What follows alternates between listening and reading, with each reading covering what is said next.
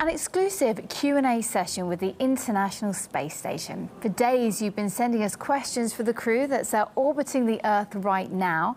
Well, they've now been answered. We've got RT's Peter Scott. He was at Mission Control to speak at the space station.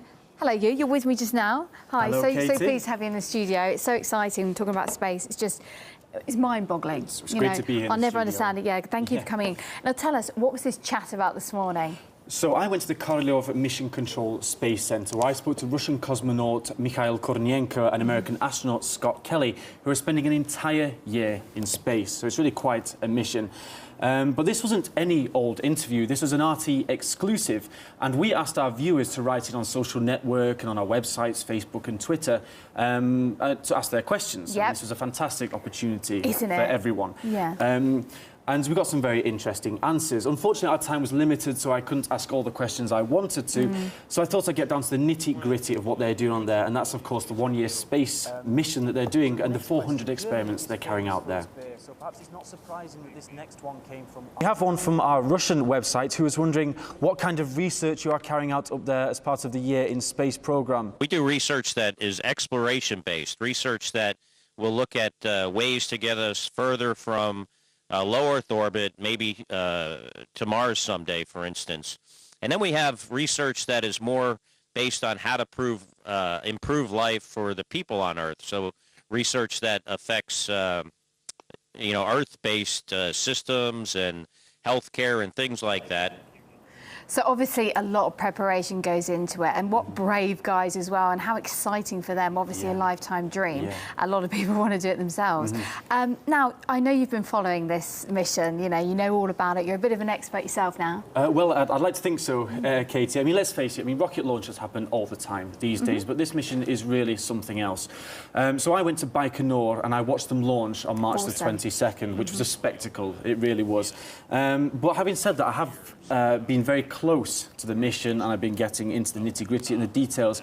So it's been difficult to take a step back and I forgot about, the simple difficulties of living in space. And again, that's where our viewers come in. And despite the fact that the ISS is one of the most sophisticated pieces of equipment that humanity's ever built, they still face some pretty basic problems up there. Oh, yeah, OK. Is there something that you guys don't like about being aboard the International Space Station? Most bad for me on board the station, it's no shower, no water pool. But another things very convenient, especially my crew. The one thing that is, that I find least appealing about it is the fact that you're always at work.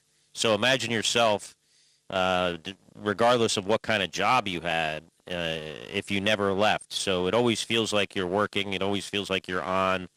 And, over the long term, that can get somewhat fatiguing.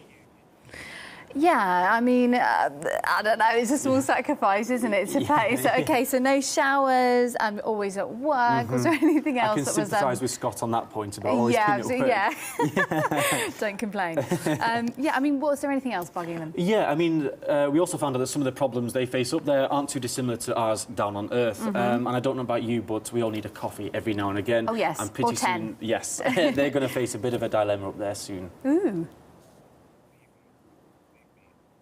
Unfortunately, they use those kind of cartridges in the, the single-serving